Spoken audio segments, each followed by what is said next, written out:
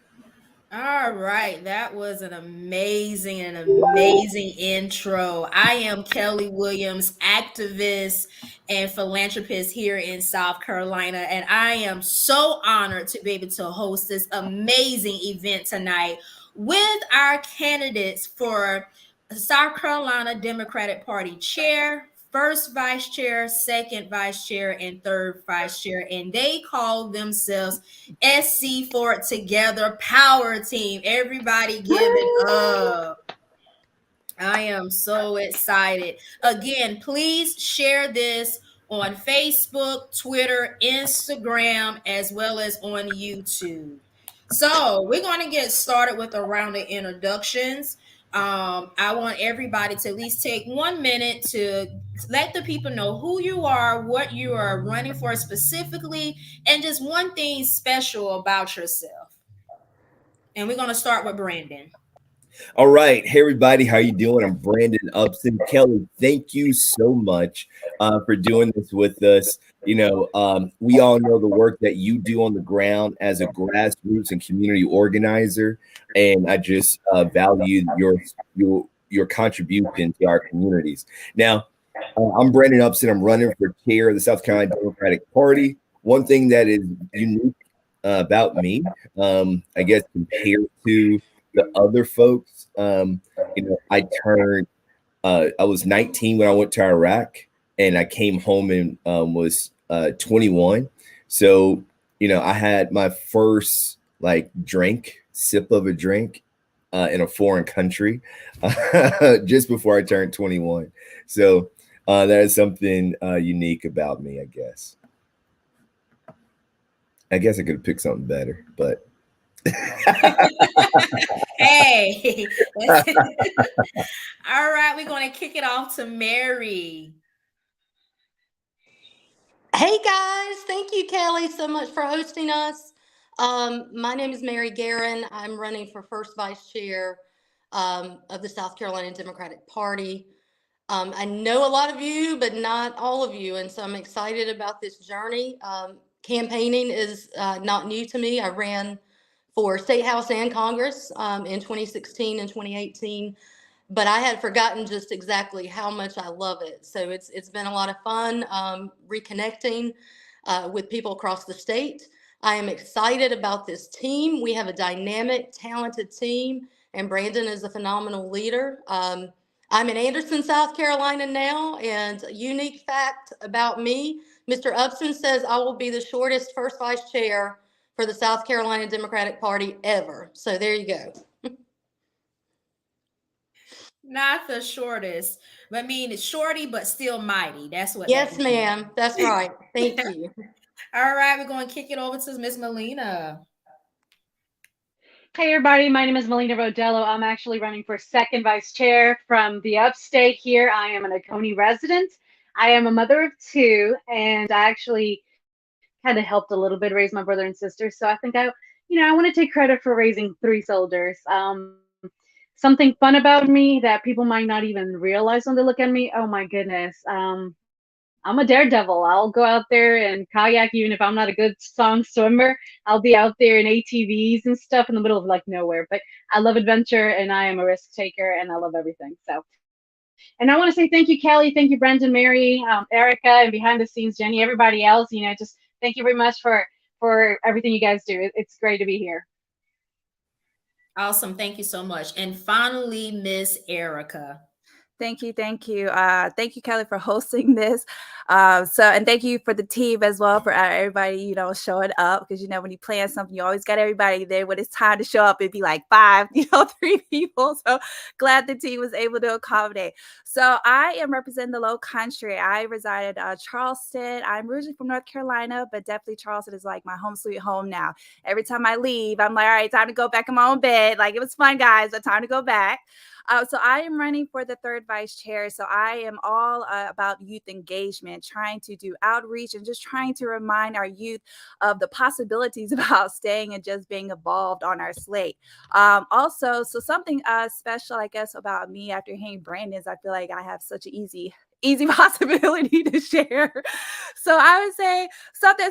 So I grew up real quiet and timid. So you wouldn't know that now because I'm walking down the street with posters. I have megaphones. I'm all in your face calling you. I know you see my phone calls.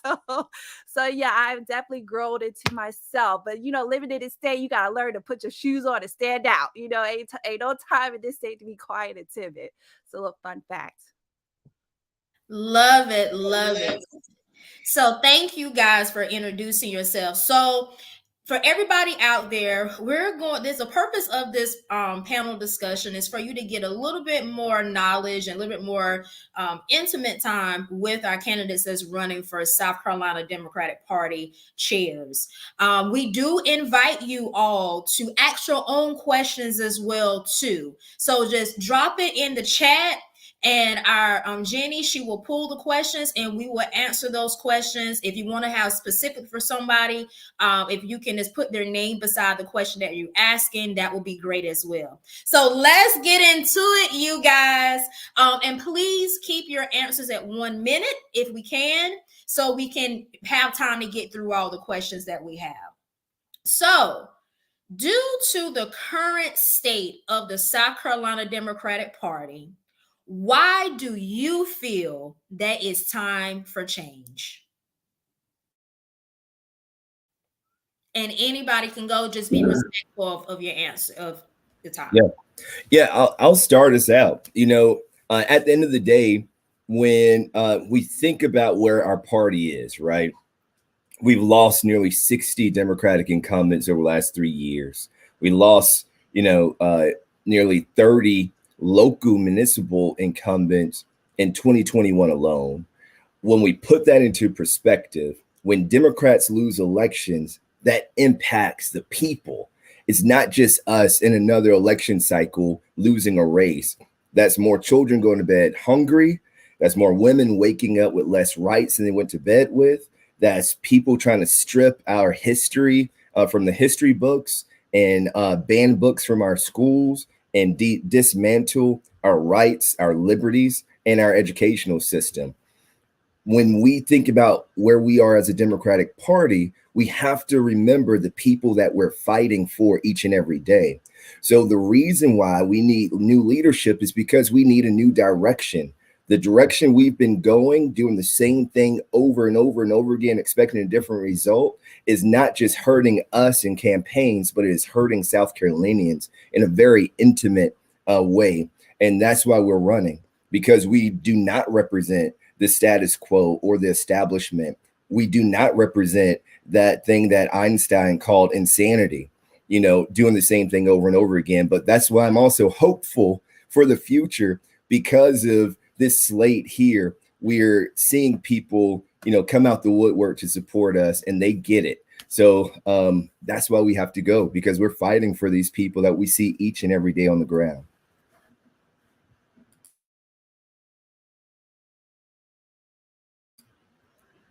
All right. Do anybody else want to piggyback off of Brandon and answer that question?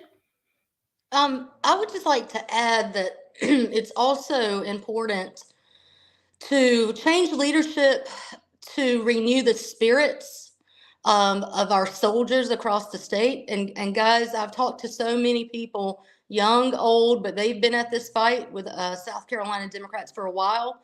And do you know what they're all telling me? They're tired. They're tired, and we're beginning to lose. Not beginning, we have lost so many of those foot soldiers, and we cannot lose anymore. And they are just looking for hope. They want to see something different. That's what I'm hearing on the phone calls that I'm making across the state. But they're tired. And so when you're tired, you just need some rejuvenation. And sometimes that means that it just naturally means a new vision with new faces. Absolutely. Can I add something here? Because Mary just made me think about something. People are quietly quitting our party each and every day. Some people have done it publicly. We saw Crystal Matthews announce that she was going to be an independent. Mia McLeod announced that she was going to be an independent, although she's still a national Democrat. But people are getting burnt out from the cycles of losing and pouring in so much of themselves into this party and not seeing a return on their investment. When we are running, Mary's talking about the phone call she's made, but we've literally been on the ground in 32 counties since we've announced our candidacy last month. We've been on the ground talking to people, and we see in their eyes when they're like, oh, thank God. I'm glad you're not saying the same things that we've heard over and over again, because it's time for something new. It's time for somebody to actually have a plan now, to tell us where we're going and how we're going to get there. So we're just different, y'all. And all the folks that are watching, I hope what you get from our conversation tonight is that we are not the status quo. We're not the hand-picked candidates for this race. So we're not operating like the hand-picked candidates of the past have operated. We have to do something different. We represent that, and we're going to be bold and plain in how we explain that.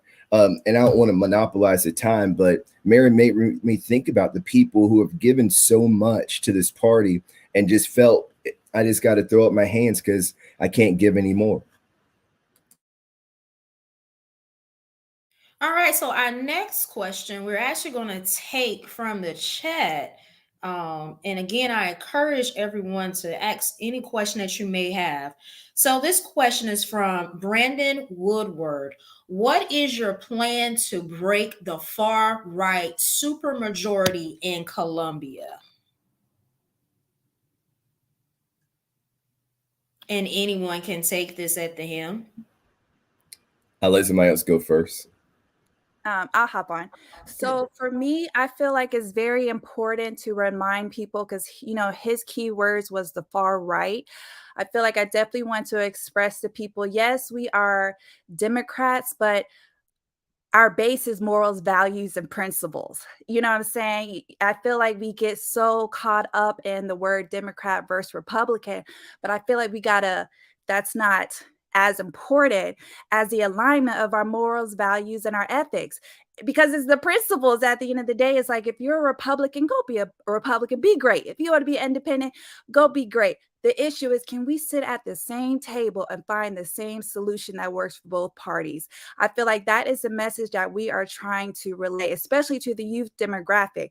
it's very evident that we are in a very Republican state. So be it. You know what I'm saying? I don't even want to fight it. But what I am going to fight is to have somebody sit right next to me and let's talk about it.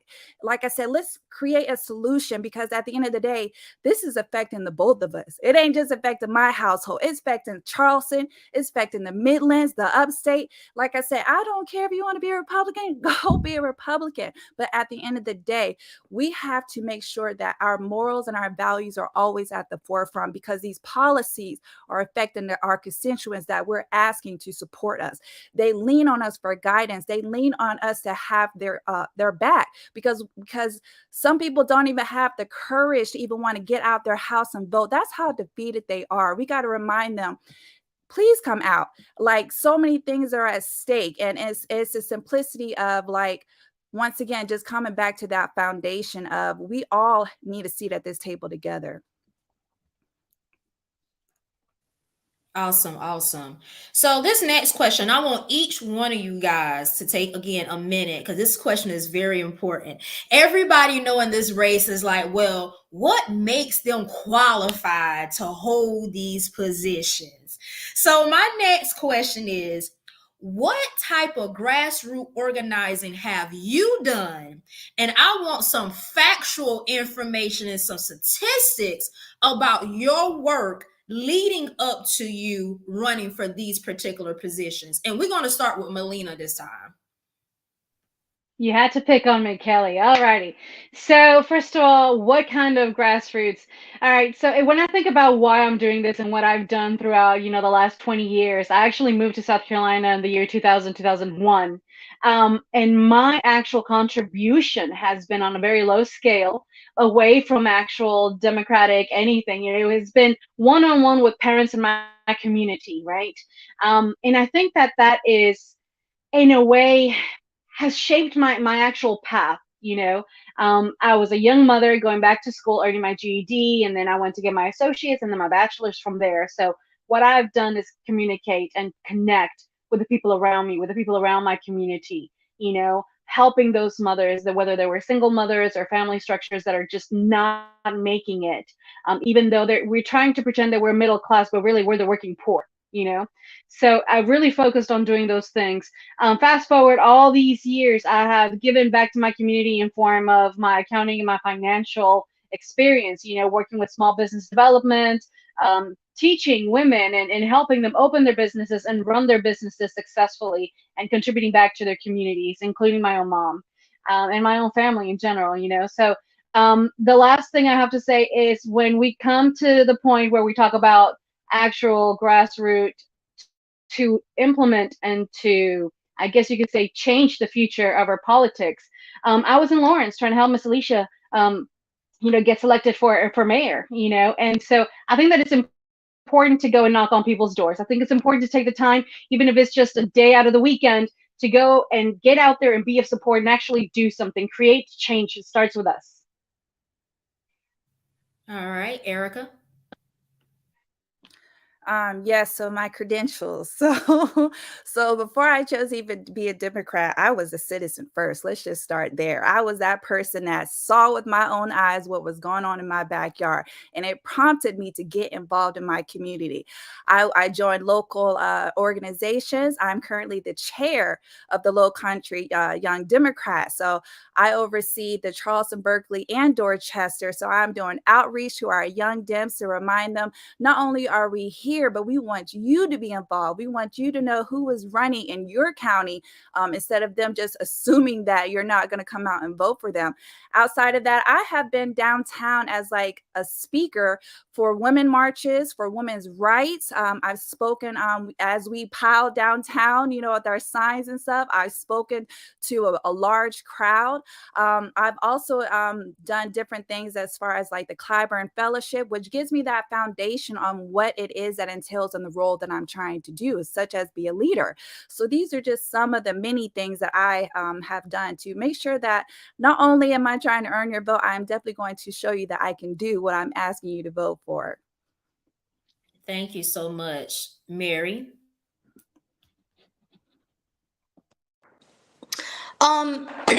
So Why am I qualified?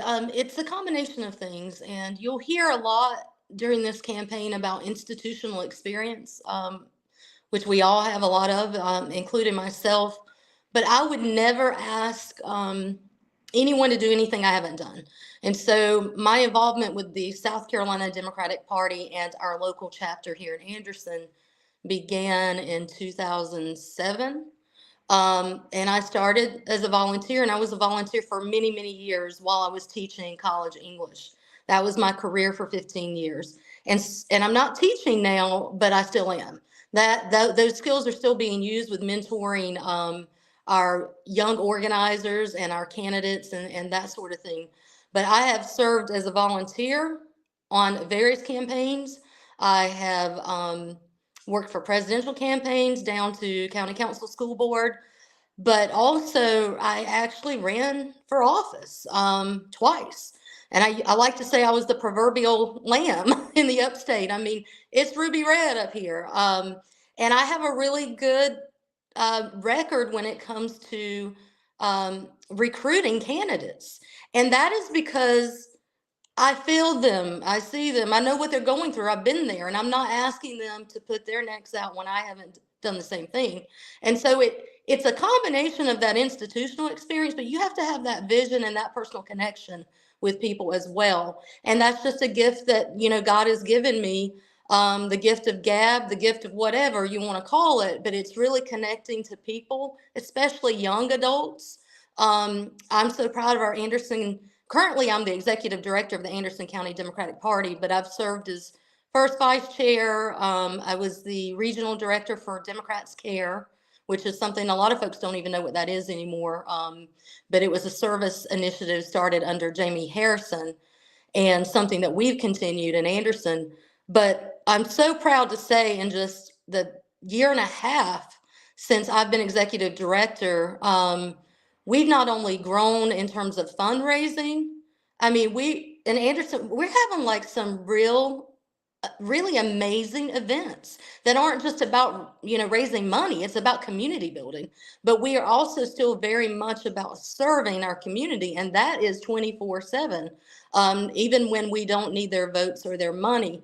And so now our leadership team, and Anderson folks, I hope you're watching because I brag on you every chance I can. But it's one of the youngest teams leading Anderson Democrats that I've ever seen. Chris Sally is our chair. He's 30 years old.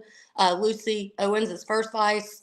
She's the old lady at 36. And then we've got Jacory, who's like, I think 32, and Logan, who's like 26. So this is the first time that I remember all officers are under the age of 40. And my other friends across the state are like, how do you I don't understand. How'd you do it? And what I keep telling people, and this is a gift, and this makes me qualified because we need to do this on the state level. You've got to be watching and looking and keep your eyes open. And when you see someone who's talented, they may not be the loudest person in the room. They may not always raise their hands. You may have to say, Chris, what do you think? And ironically, all four of them describe themselves as introverts, but they're leading our party and they're doing a phenomenal job. So those are just a few things that I bring to the table, but primarily the candidate experience and knowing how to find talent, groom it, and keep it. Awesome.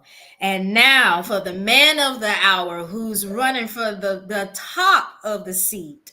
What makes you qualified, Mr. Upson? First, aren't they amazing? Like, you can see why we're at Slate, right?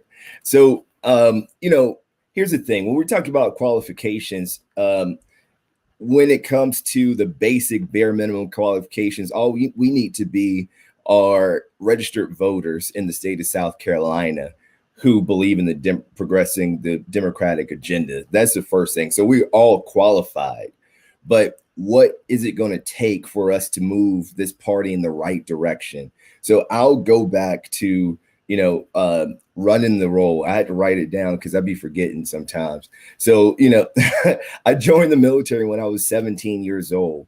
Almost immediately, I went in after being the executive commander for my my unit in ROTC, right? So I knew very early on, after watching the trade towers fall during 9/11, that I wanted to serve my country. So at the age of 19, while I'm getting ready to be deployed to Iraq, I am in charge of the Department for Nuclear, Biological, Chemical, and Radiological Specialists. So I'm in the Tactical Operations Center at 19 years old, and folks in their 40s are reporting to me. At a very early age, I had to learn how to draw consensus with folks who had more life experience, but I had the authority to move us forward and the responsibility over them accomplishing their jobs, and also at that time, their livelihoods, right?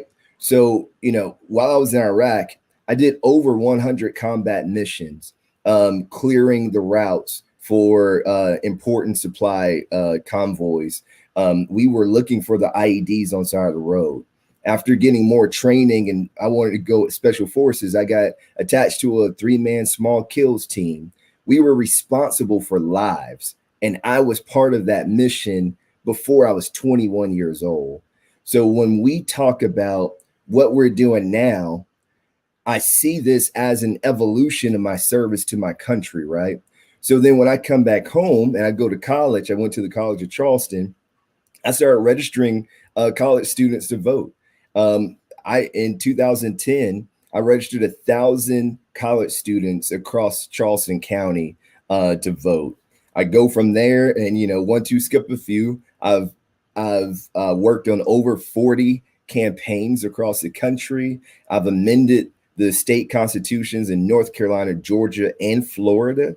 I've done a lot of work with our labor and unions across this state. Just recently, working with the International Longshoremen Association down there in Charleston, where we pulled workers off the cranes and shut down the port for about an hour while we had the Secretary of Labor down there. I've worked with Fight for 15. I found a picture just yesterday of me holding my oldest daughter, now Cosette, and she was a month and a half years old, at her first time shutting down Cannon Street and Lockwood down in Charleston, South Carolina, fighting for workers to get $15 minimum wage. Recently, working with the AFL-CIO and the United Steelworkers, fighting for workers at the GT Tire plant. I've done a lot of reparations work.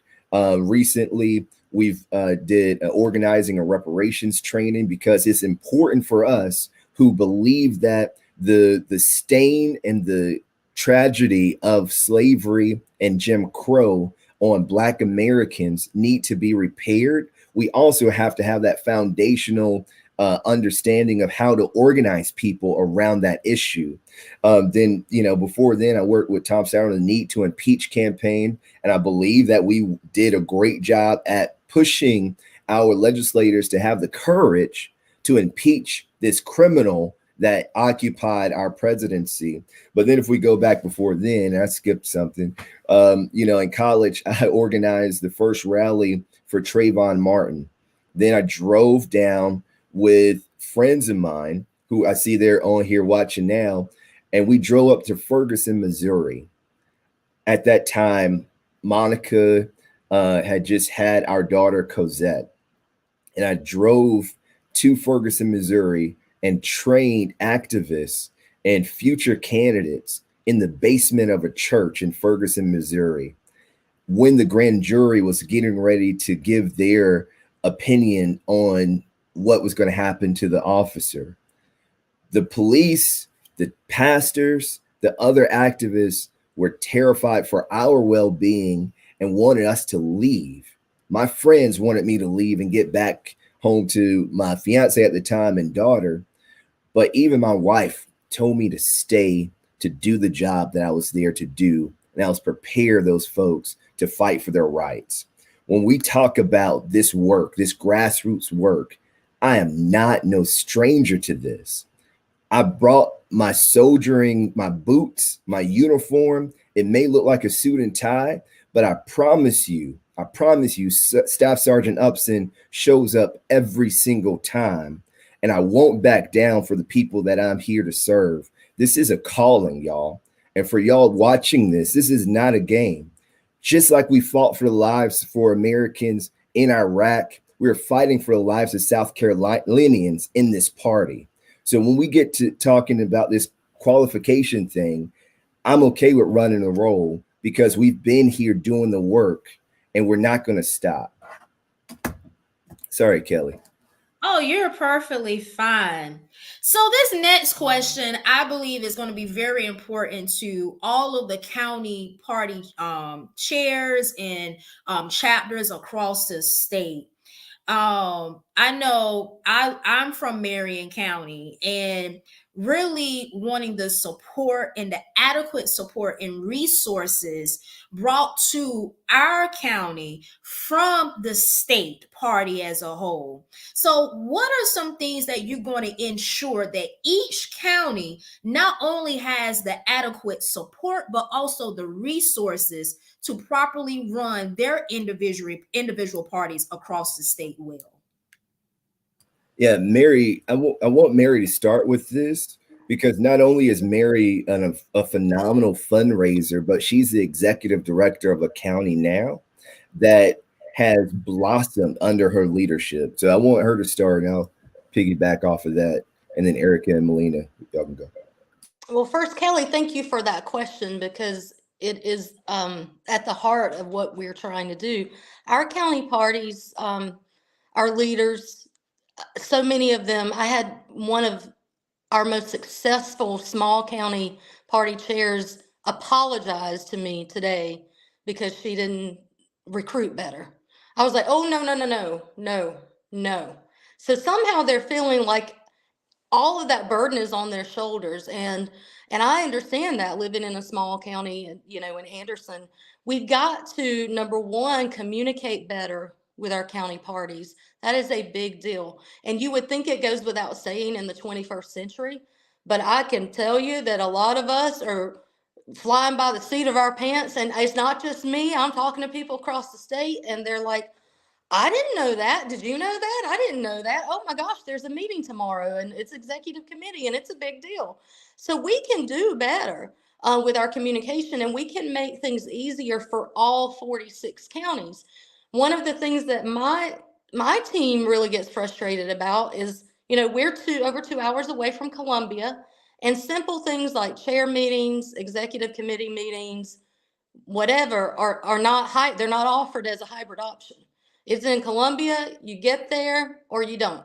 And so what happens is a handful of counties are deciding pretty much everything that goes on, because not only is it the drive, and a lot of them are more than happy to make it if they get the notice in time. So they're not notified in time. It's on a work day during the week, just a number of things. And we can easily alleviate that where we are being more inclusive of all 46 counties.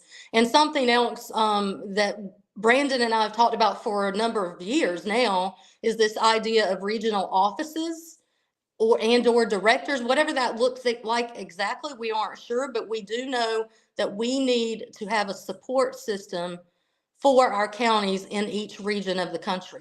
Of the state. Well, in the country too, but but in the state. And with that, there would be boots on the ground. It would be something that the state party would initiate and something that we would provide for them. But also they need training. When I said training, I mean training about how to read the bylaws, or what rights do they have as unique counties versus the state. So many things. The convention, that has been, trying to get everyone to understand, like, okay, this is what a delegate is, what an alternate is, these are what the rules are. So I think that we should have mandatory training for all county party officers, so that we are all on the same page. And that's just scratching the surface. But at the end of the day, they do not need to feel as though the blame is all on them. They need to be given more tools to be successful in recruiting these candidates and helping them be successful. And when we talk about supporting our county parties, like making this more inclusive is very important, right? Because I don't consider having a meeting in Columbia at the times that we have these meetings and the days that we have these meetings without a virtual option, I don't consider that to be inclusive after we've gone through a pandemic that taught everybody how to use Zoom, right? Even giving them a call-in option if they live in a place like Chesterfield, where, or Lee County, where there's a lot of issues with broadband access. We should make our executive committee meetings more accessible to more people in our party. But also, when we talk about that, we have to have a decentralized focus on our state. And that includes having a 46 county long-term strategic plan where we work with these counties to develop that strategic plan, identify their needs, their goals, and where they want to go, so that we from the party can give them the assistance they need to recruit those resources and utilize them, to deploy those strategies and tactics, and then to do a after action review to see and analyze how successful those strategies and tactics were, so that we can come back the next time even better, stronger, and more prepared. What the relationship between the state party and our county parties should be one of both give and take, a two-way stream. Right now, it's a one-way stream in many cases, and in other places like our rural counties, it's a stream that has a dam in the middle of it, and it's nothing coming in or going out. So we got to change how that relationship flows and work to have more long-term planning so that we understand what each of these counties need, because every county is very unique from the other. For me, I want to help promote that third vice position in the county parties. Everyone is aware of like chair, first vice, but then after that, it's that gray area that lingers. And then so I feel like having someone fill that fills the void. Like people get burnt out if they're having to do the X, Y, and Z, you know what I'm saying? So it's like it's very essential to have that third person there. It just completes the whole package, and it just alleviates the moving parts. It's like if the chair can do this and I can take over the demographic and trying to fill, that void. So my goal to help out the county parties and make sure all of them have that third vice. Being in a position, when I first got brought on into, being a volunteer, I was not aware that third vice was all over the state. I thought it was just something like local. And so then when I found out that no, it's like each party needs that. And so I see it now, because I see all the stuff that a person is responsible for. There's just so many moving parts. And I feel like if we're going to do outreach to the young Dem, we have to have a young Dem in that role. They have the connections. They know how they think. They can make the time. They can make the resources needed. So my goal for every county party is to make sure they got that third person in play. Well, that's great information. For me, Kelli, with my financial and accounting background, one of the things that I have specialized for many, many years is small business development. My role in accounting at some point or another has been to go into a company and look at the structure itself. So if I was to go to a county office, first of all, would be to identify where they are, where we want to go, right? And then closing the gap of how to get there. And like Brandon was saying, every county party and every county office is going to be different. We're going to be able to see and find different things that are going to be driving it, or the needs of every single one of them is going to be just completely, unique to the area. One of the things that I do want to do as a Hispanic and, second vice chair is to go ahead and reach out to my community, the Hispanic and Latinx communities, and actually get them involved. But not just the Hispanics, everybody. We have so many minorities all over South Carolina that are underrepresented, and we want to reach them. We want to do something so where they can feel more inclusive and become part of the democratic process that we're all trying to walk, And I think that there is so much room for change. Like Brandon was saying, communication is key. I'm actually encountering some of these county offices don't have the same practices as their neighboring counties. So if there's some kind of communication between everyone, getting us all together, lined up with the same motives, the same traction is going to help. Like Erica was saying, bringing in that third vice chair, bringing in that youth, it's important. But when there's a miscommunication, nothing else is going to be done. There's no way of delegating all those issues. There's nothing there. So I think that it is essential to move in first and then just analyze what's going on and see how we can better assist them. And there's no one better than the actual chairs of these county offices to tell us where they are and what they need. So I think communication is what's going to start. And then after that, it's everything else is going to follow with just us making sure they have the tools that they need to move forward. Thank you. Thank you so much, you guys. So we have another question from a viewer, Miss Nicola Hempfield, my sister in the struggle here in South Carolina. How will the new leadership differentiate itself from the establishment politics and build an inclusive party? So before whoever answers first, for those who may not know what establishment mean, please clarify that before you answer your question. And we're going to start off with Brandon. All right. Thank you. I know Nicole, and she always asks the tough questions. So, when you hear folks talk about the establishment, in situations like this, it means the status quo. The folks who have been running the show for X amount of time, right? Unfortunately, the establishment in this case, when we look at the races we've lost over the last couple of years and the direction we're going in, they've not only run the show, but they've run us into a ditch. And we're here to work to get us out of this ditch and get us back on track towards a more prosperous future.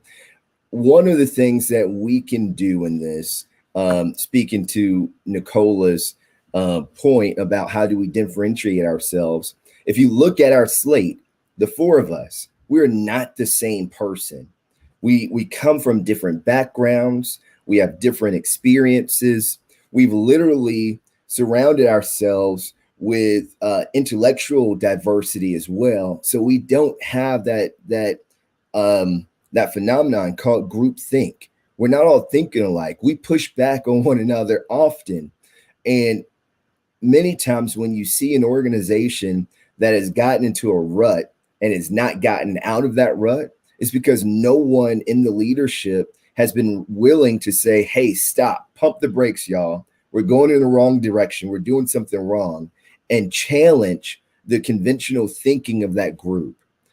That's the main thing that differentiates us from the rest of the establishment candidates in this. We are thinking differently. We're operating differently. We're starting from the grassroots up and not from these leadership positions down. So that's our big difference there, in my opinion.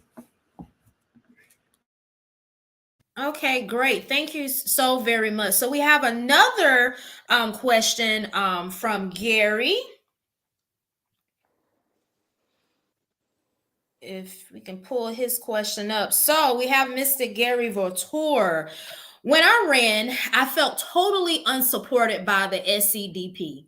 When I felt that leadership was given a competitive advantage to another candidate, I left to run as a third party to keep bringing attention to the issues. We all know how that turned out. If elected, will you ensure that candidates compete on a more level playing field during the primaries, and how? I'll take that one. Open and fair debates. Come on. No debate about the debate. Let's just do it and make sure that we're fair in our promotion of the primaries, that everybody knows who is on the ballot. You've got to, with the state party, have on your website all the information about all the candidates, put the information out there, send the emails, make sure that people know. Maybe even, having some digital ads or whatever, so they're reminded that there is a primary. There are candidates running for that same nomination. But when people ask for a debate in a primary, it is the state in my opinion, the state party's obligation to make that happen in a fair and diplomatic manner, not a few days before the election.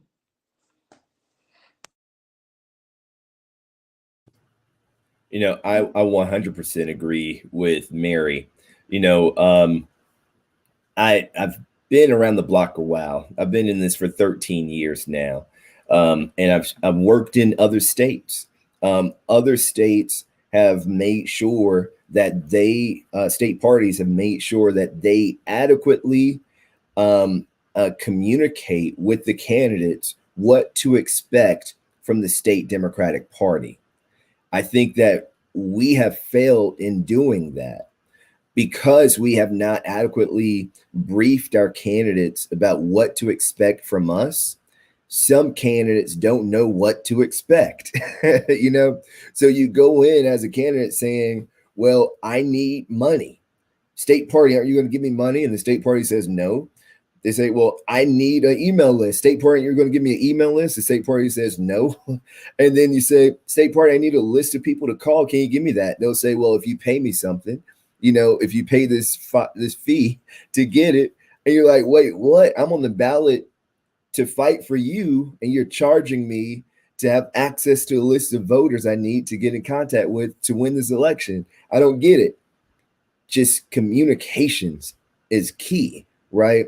When it comes down to our candidates, I believe that our state party's responsibility in the primaries is to make sure that our Democrats know who's on the ballot, pure and simple. Then after the primary, our responsibility is to make sure that we engage and motivate the base of our party voters to get out and vote and pump any resource that we have access to all of our candidates all across this state. And, you know, Kelli, you helped so much when you were with the Working Families Party, making sure that our candidates on the ground level had access to those resources to reach out to voters and to raise money. I thank you for that, but we need more of that, especially through our state party here.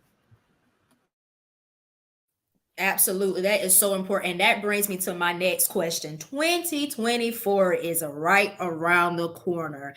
And as we know, South Carolina potentially may be the first in the nation for the primaries, which means a lot of presidential candidates are going to be flooding the state. A lot of money is going to be flooding into this state. So how will you all, and each one of you guys, I would love for you guys to answer, make sure that when this happens, is everybody fairly across the state is getting the opportunity to get these candidates in front of them and making sure that the funding and the resources that comes to the South Carolina Democratic Party is used wisely during the primary races? Sorry, I was trying to find the mute button.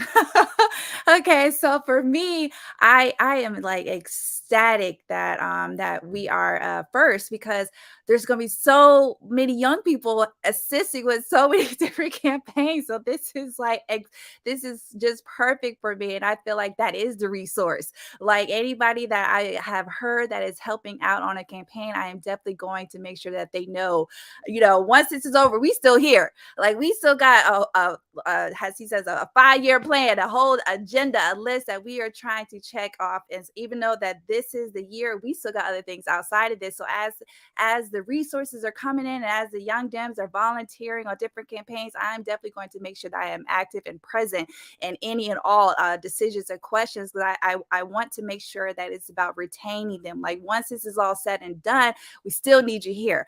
We still got to help support the next set of people that are running. So that is definitely how I'm going to be using such resources to do outreach and retention.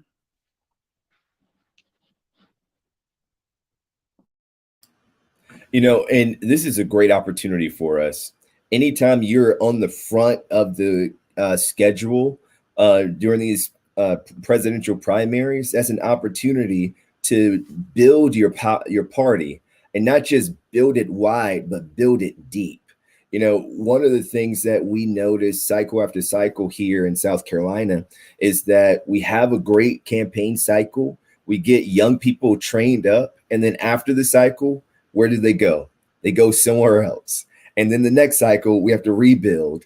And, this is an opportunity now, if we are prepared as a party, which I know we will be with us as the leadership, to build something that is sustainable, that you can build upon and grow year over year, 365 engagement, so that we can retain our young talent, develop them right here, and allow them to have a pathway for longevity in the state, in their careers of serving their community.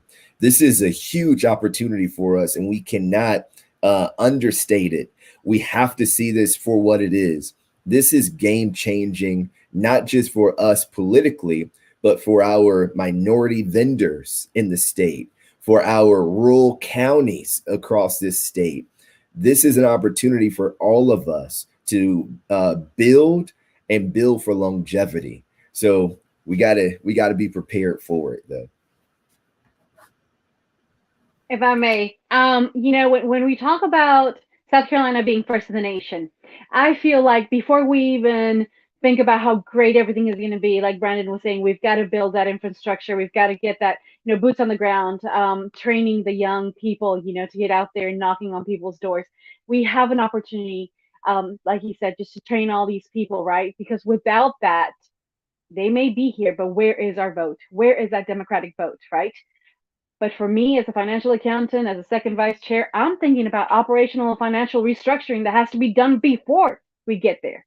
There's a lot to be done. There's a lot of revamping to be done before we even get to that. Probably, let's say, at the end of this year. These things have got to be closed up. Books have got to be consolidated, audited, closed off, and redone all over. Once we have that in place, I feel like then at that point, whatever money is coming in, whatever, financial abundance is going to be here, then at that point it could be allocated correctly and directly where it needs to be. Otherwise, it's just going to be a mess, and money is not going to be properly allocated where it needs to go. So that was my little input. Thanks. Thank you, Mary. Yeah, a number of things. Our county, especially our rural counties, often feel left out. Even when we have 22 or 4 presidential primary candidates, I have to keep saying this is the South Carolina Democratic Party, not just the Columbia, Charleston, and Greenville Party. And there are 46 counties. So how do we help them? That was your question. Get the attention they so deserve and crave. I think by partnering with them and utilizing our talent and our experience in planning big events that will attract people, and you choose central locations that are going to attract multiple counties, and collaborate within that goes back to that whole regional director office, whatever. But they're going to need some help. I mean, a lot of them have never had that kind of attention, and we certainly are excited about it. And we know that we're up for the task, but I think what I've learned is with my students, with, my mentees, over the decades, until you trust them enough to show you what they are capable of. Hey, Jenny.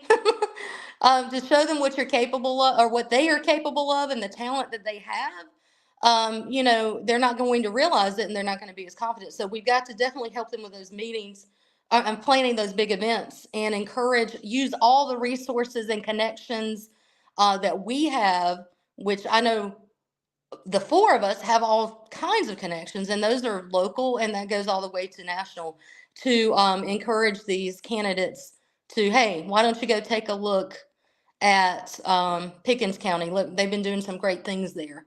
And that's where Clemson University is. And we can have a whole big, exciting event around a bunch of college Democrats, something like that. Also, back for the money piece, transparency. And that is something I'm hearing across the board is we are lacking. A lot of us are learning new things about the condition of our finances with the state party. So if all this money is going to come in, I think that all of our party leaders across the state should be privy to that information. What is coming in and what's going out? I mean, what are you doing with it? Are you helping? This is sort of back on the last question, but are you helping candidates up and down the ticket? Are we supporting our local candidates who are running for county council, who are running for state house? Or are we just focused on the governor's race or the Senate race, whatever it may be that year? And that's having been a more local candidate and then on the congressional level, although I'll tell you, I didn't get a ton of resources either time, but I do know those higher ticket campaigns get a lot of the focus. And if there is money, sometimes they get, more than their fair share. And people are noticing that.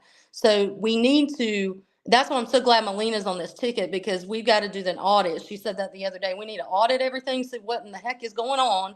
But then we have got to share this information because people keep asking us this question all the time. Where's the money from 2020? And I don't know the answer to that, but we should be sharing that information. Thank you guys so much. So we have another question from one of our viewers, Anthony Sims. How do you plan on addressing the 200,000 unregistered Black voters and their apathy towards the political system, both urban and rural?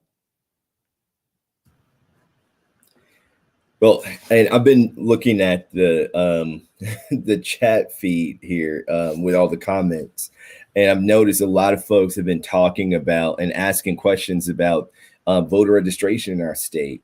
In 2020, myself and Rashad, we started an organization called Amplify Action.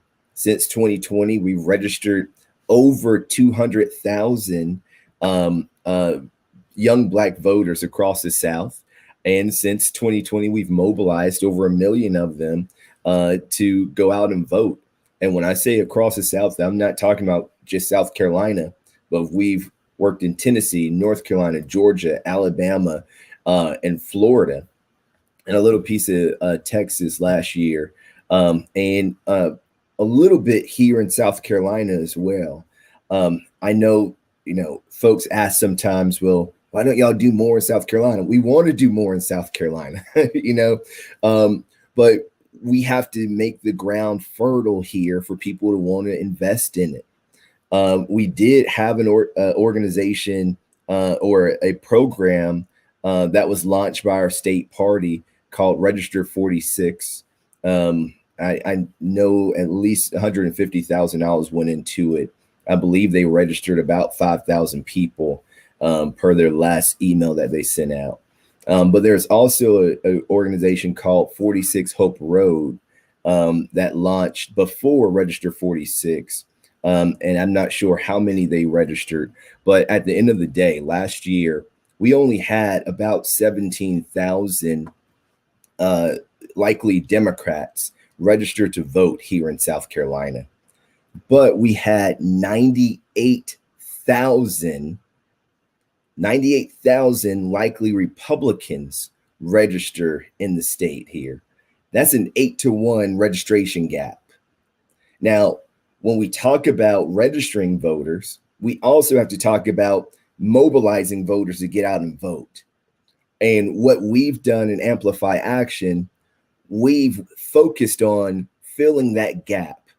How do you get someone in the habit of voting that has never voted before after you've gotten them registered? We've done that. I want to bring that same thing here in South Carolina, because the key is connecting to people on the issues that matter most to them, connecting the solution to those issues to the process, which is voting, and maintaining contact and engagement with them over time and not just in an election cycle. That's where we miss the mark here. We're only talking to people because we got an election coming up. Why can't I talk to you? Because I care about your condition, your current state of life, your current experience, your current issue that you're trying to overcome.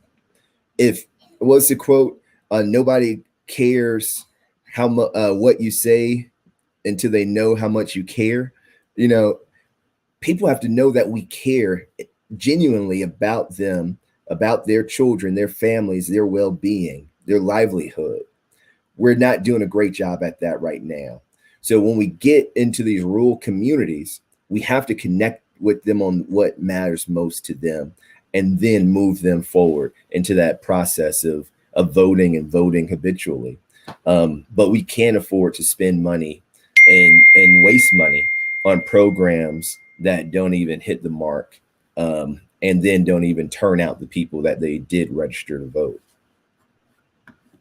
I would love for Melina to also talk about the Hispanic community as well, because as we know, that has been a large, it's a community that we have not been able to really tap into. So can you piggyback off of that as well, that question? Absolutely. Thank you very much. I was waiting for my turn to raise my hand here.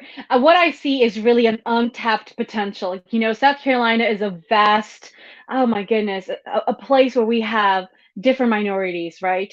But right now we make about 6% of the population and only 0.9 are actually voting. So if we can increase their actual participation, and I think that we're going to get to that by, number one, reaching these people and letting them know that, you know, there's the play on words. The GOP does a really, really good job at weaponizing their words. And so they try to, you know, tell people that they're conservative. But Hispanic people are by nature conservative people, but we tend to vote Democratic. But just because they're using that word, you know, they're making them think that being conservative is the Republicans. It's not. It's doing the right thing. That's just a way of life, right? So they're taking and adapting all these words and they're playing it around to confuse people.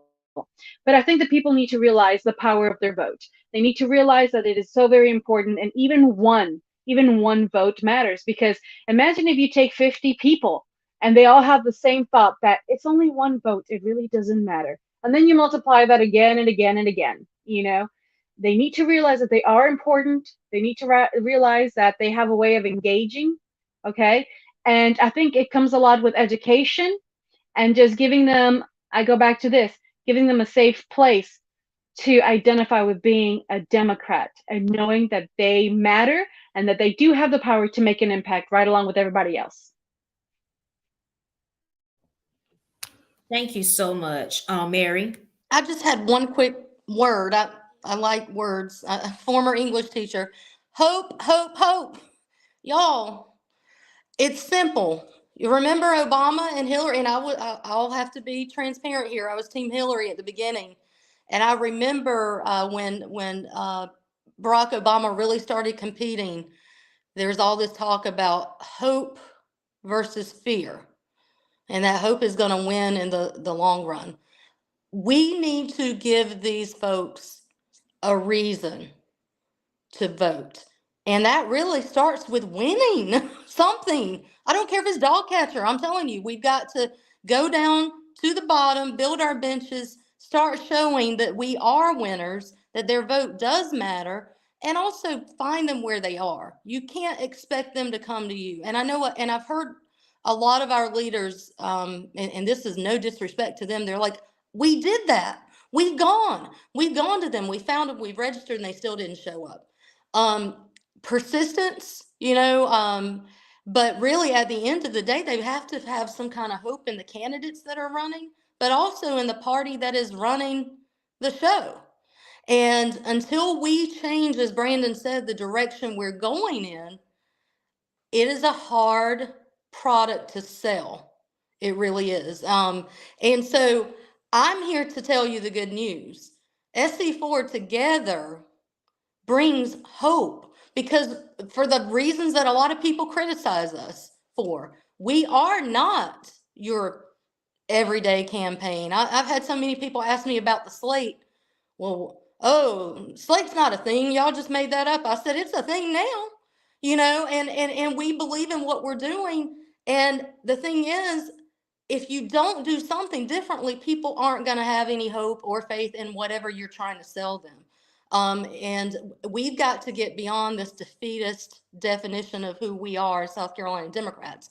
And we can't do that until we start winning. We start winning when we elect a team that has the vision and the experience to execute that vision.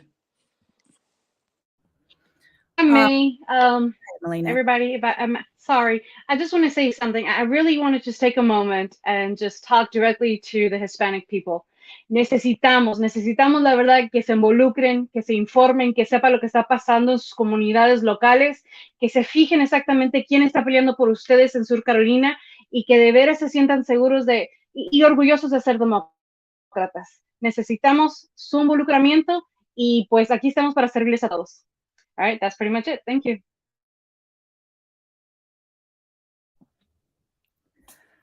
Gracias. I just wanted to hop on it. I feel like that I think it is it's just education. I just feel like we're in a world where the only way we are informed is through entertainment. And that's the problem. That is the gray area.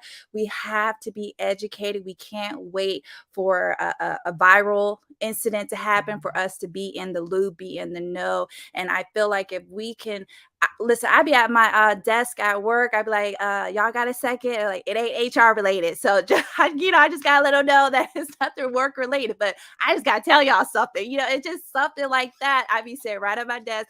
Did y'all hear about the session? Okay, so let me tell you what happened last night. But it's just that conversation that you have with someone to simply let them know what is going on in our state. And I feel like that is, once again, it's like we are so out the loop. We wait for something to hit our technical devices before we know about it. And then I feel like also people are so defeated that they don't even want to be educated. They're like, let someone else handle it. Let them figure it out. I'll just wait to see what happens. And that's something that we have to work on, empowering that why. Like, no, why is it important for you to vote? Why is it so important for you to be in the loop? Why is it so important for you to just know something? And I think that that's basically essentially what we got to get back to, is just educating people as far as the why. Thank you guys so much for answering that question. So we have another question from one of our followers, Jay Belton. What do you guys feel the goals and functions of the caucuses and progressive grassroots orgs?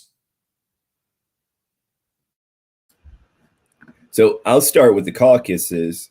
I think our caucuses are our best tool at bringing more people into the party.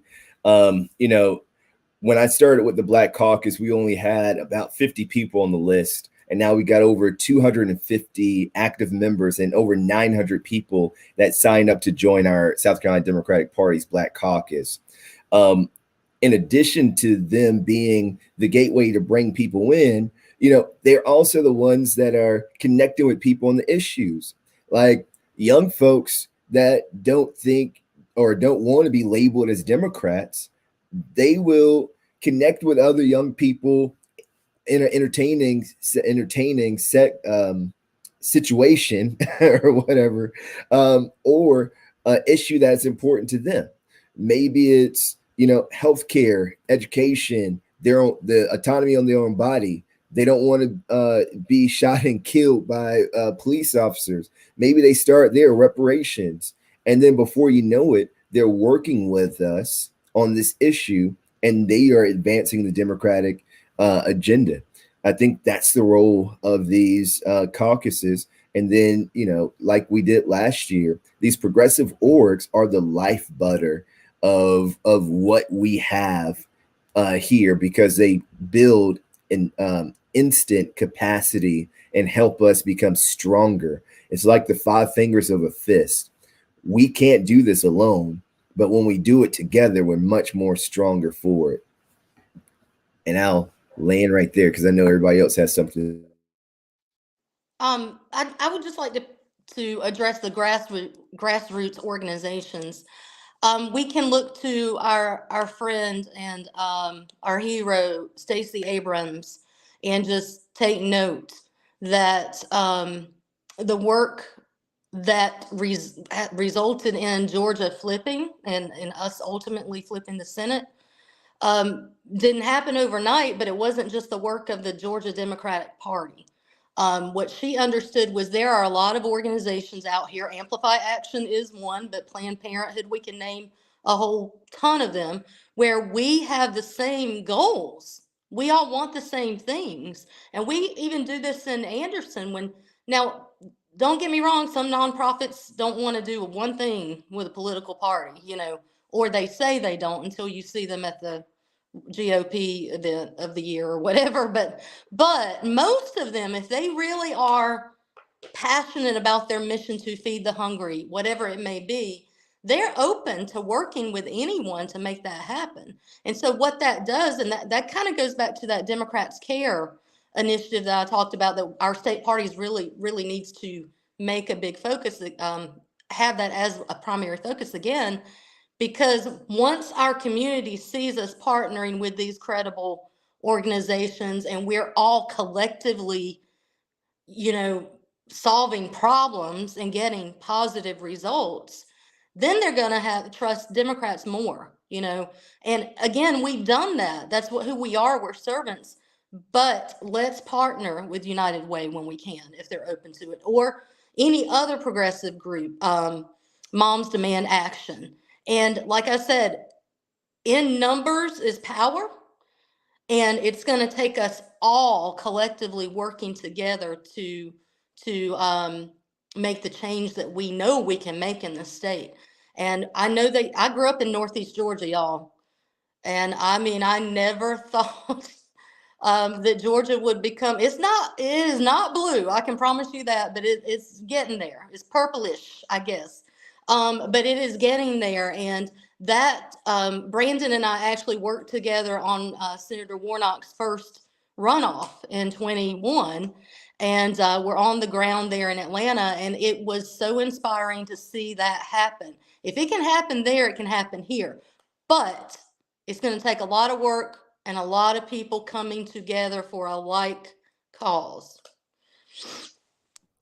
I just wanted to add real quick that the beauty of these caucuses is that someone saw there was a need and they put the request in to even create it.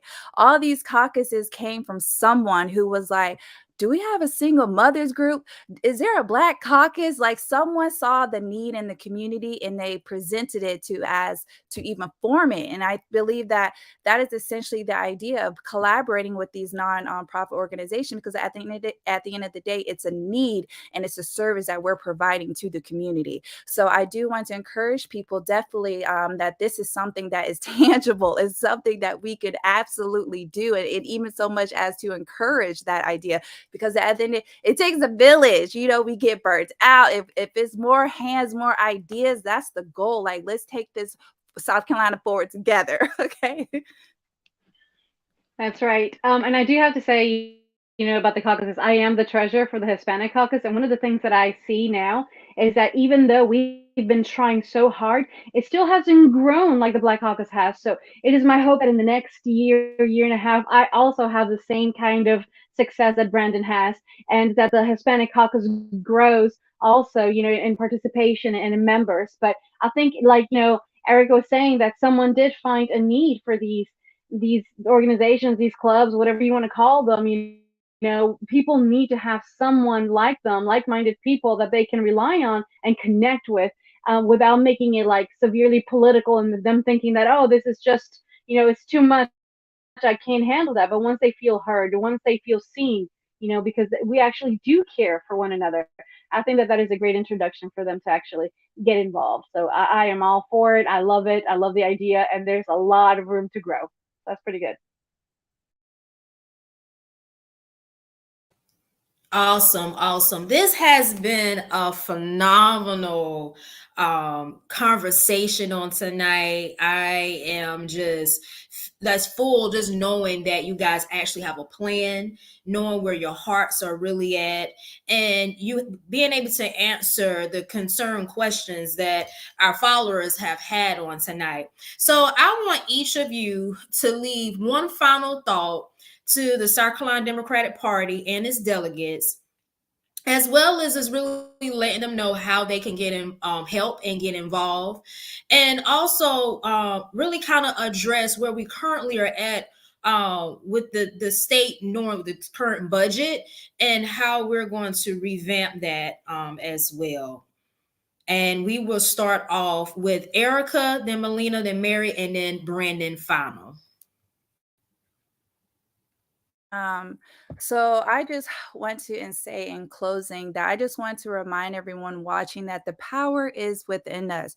We use it every day, whether it's something small, whether it's something big, but it is within us. We make those choices. So I'm encouraging everyone to make the choice to get involved, to be engaged, to be active, to tell a friend about anything that is going on in their state, to let them know about who's out here running, let them know about issues that people are just voting on. So like I said, my biggest goal is just to promote education. You know what I'm saying? Don't wait for someone else to represent you and then they don't represent you. You know what I'm saying? So I just want to pass that along and definitely encourage people just to be empowered. It's so empowering to just cast the ballot. It's so empowering to just be registered. At one point, that wasn't even an option. It was a struggle. So I definitely want to just remind people and just to keep that close. You know what I'm saying? But thank you all.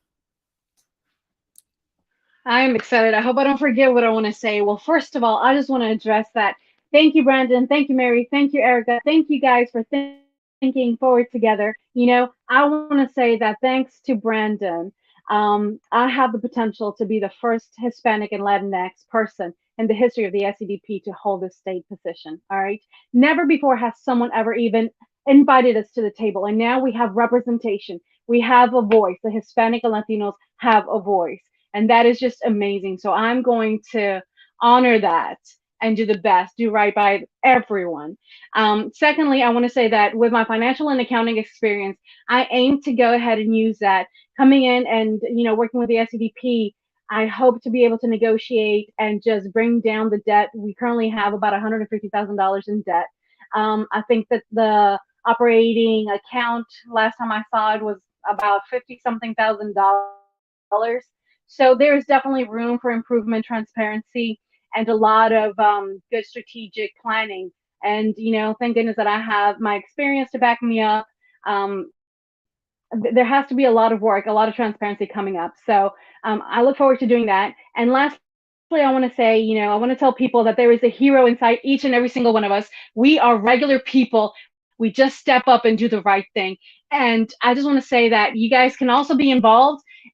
Any little bit of involvement helps, anything that you can contribute, whether it's a hello, whether it's telling a friend, like Erica said, whether it's actually taking someone to the local county office and having them register as an alternate, if not already a delegate, going down to Columbia, standing up for what's right, because the future is in our hands and we have a tremendous, tremendous opportunity to finally move things around.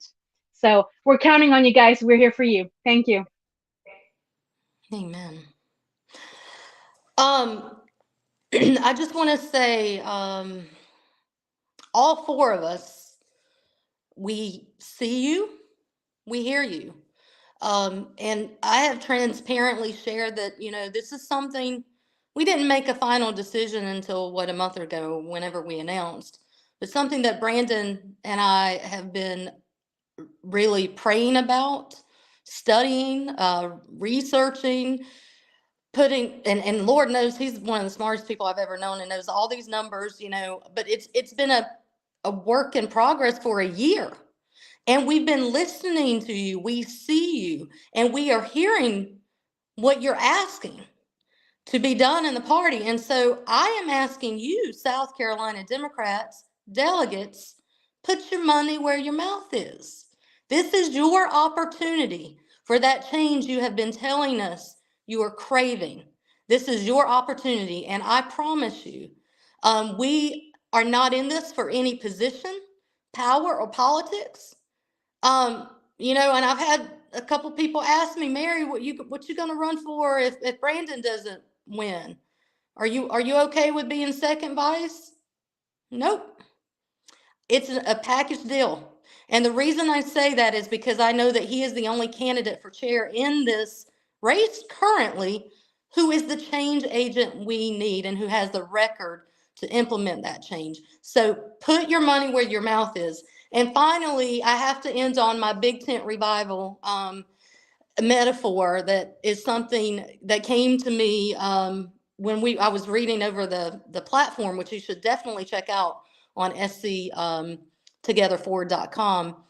But we claim to be a big tent party. And in South Carolina, honestly, y'all, it just isn't the case. And we've already discussed that. We have the Hispanic community, the Asian community, the Jewish community, you name it. There are communities in South Carolina that aren't being touched by either party. That's called low-hanging fruit. But you have to be ready to go to them. And if any of you who have been to tent revivals, some of you may know what I'm talking about, and some of you are like, okay, Mary, you're going off the deep end. But my daddy was a country preacher, and in the hot Northeast Georgia summer, every single year, we would have a revival, and it was 7 nights long, and he would drag me, and I'm thinking, why are we doing this? But we did it because at the end of that week, we were rejuvenated, we were re-energized, and we had a renewed sense of purpose. But we also grew our tent. And I am challenging all of you to help us become the party we have claimed to be. That means that we're going to be inclusive. Our goal during those hot summer tent revivals was to pack the tent out every single night. And it didn't matter how, who it was. We would, have ex-cons, gay, straight, old, young, whatever. We wanted to pack the tent out because we knew we had good news to share with them. And that's what I'm asking you to do as South Carolina Democrats. It works. I've seen it in Anderson. Open up your arms, open up your tent, go to the people, invite them in, then don't abandon them. Then you take them under your wing and you train them and you build the bench.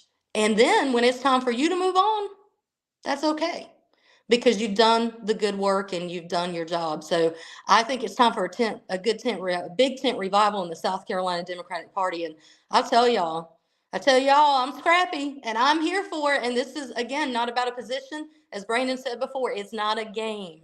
We are very serious about this work. And I'm just so thankful to you, Kelli, and everyone for tuning in. We really appreciate you. Awesome. Thank you.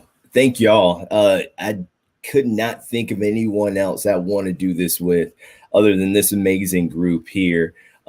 Erica, I've got to say this. When Erica's elected as the third vice chair, she'll be the first African-American woman to ever serve in that position. So this is a historic slate, y'all. I wanted to leave y'all with the story of my great-grandmother, Sophie Upson, who I named my second daughter after. My great-grandmother was born in Edgefield, South Carolina.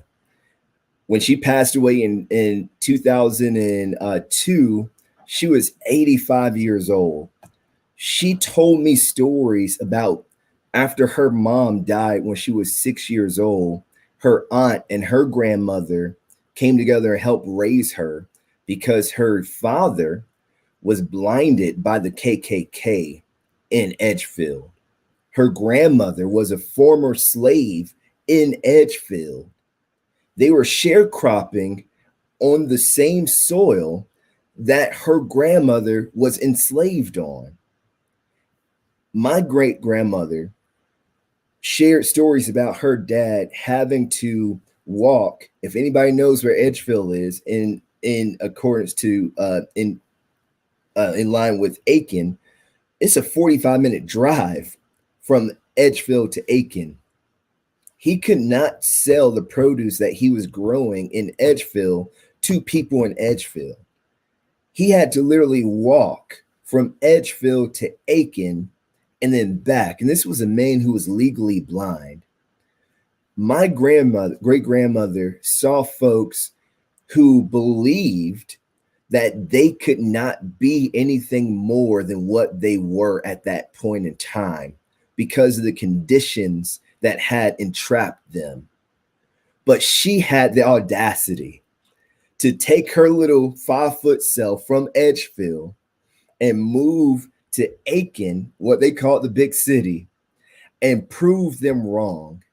This same woman whose father was blinded by the KKK, whose grandmother was enslaved, whose family couldn't sell the produce in the same town they lived in, moved to Aiken, cleaned houses, picked tobacco and cotton, and used her money to open up the very first ice cream parlor owned by a Black person in Aiken, South Carolina.